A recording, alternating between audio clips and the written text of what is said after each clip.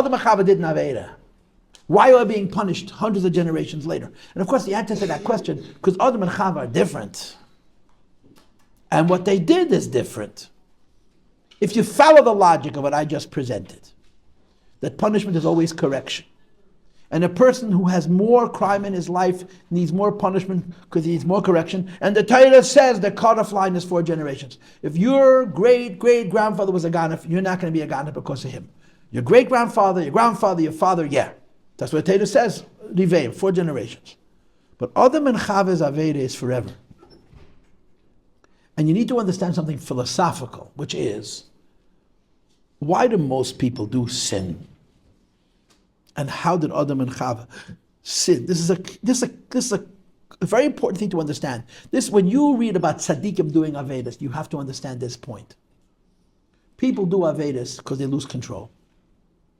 People do Avedas because they slip. People do Avedas because they gave in to temptation.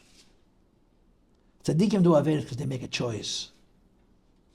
Adam and Chava were not tempted by the fruit and they lost control. They understood what the fruit means. And they chose to eat the fruit because they wanted what the fruit is going to give them. What's the story of Eitz Hadas? What is the story of Eitz Hadas? The story of Eitz Hadas is Adam and Chava living in paradise, living in a perfect world. And Hashem tells them, your job is to do mitzvahs. And every time you do a mitzvah, you plant another tree and you produce another fruit. It's all wonderful. And then the Eibush says, I want you to know, by the way, in the basement there's junk. It's called Tachta Sasi in Kabbalah. In the basement there's junk.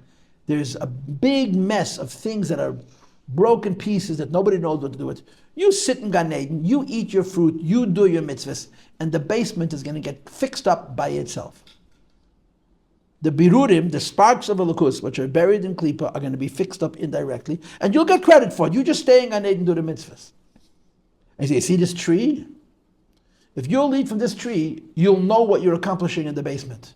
But don't eat it. Don't eat it. You don't want to know. You don't want to know.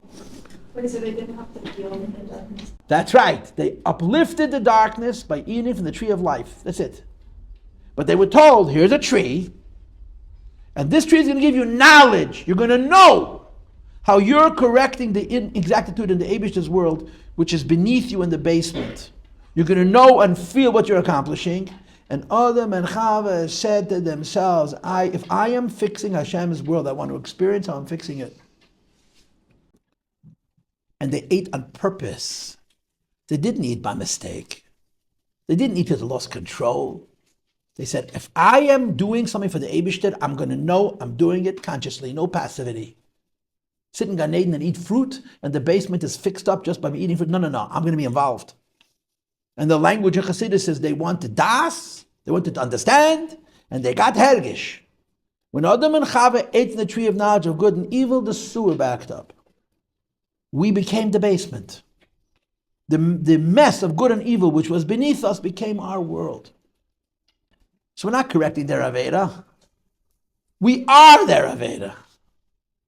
So Adam and Chava, if they wanted in a world where they're just elevated, the problem would be how much pain you would go through. So if there's a so much less painful way, why do they... Now you're going to be a mother, and you're going to have little kids, and you're never going to want them to scrape their knees, and you're never going to want them to get a cut, and you're never going to want any kid in school or on the bus to hit them, and you're never going to want that they should eat food that is going to make them yichi and fichi because they don't like it, it's not their favorite food, right? So what are you going to do? You're going to keep them home? What are you going to do? You're going to let them run outside and fall and scrape their knee and cry, and you're going to pick them up and you're going to wash their knee cut and you're going to put them on basket trace and you put them in the band and you give them a kiss and say, go scratch yourself again. So you're doing exactly the same thing the other Chava did. You somehow think, if I don't raise my kid to deal with the hardships of life, he's going to be a pumpkin. He's not going to be a human being. And somehow Adam and Chava should have made that choice for us, that we should be pumpkins. If there's no pain, there's no gain. That's not a slogan to make people feel good. It's a fact of life. If there's no pain, there's no gain.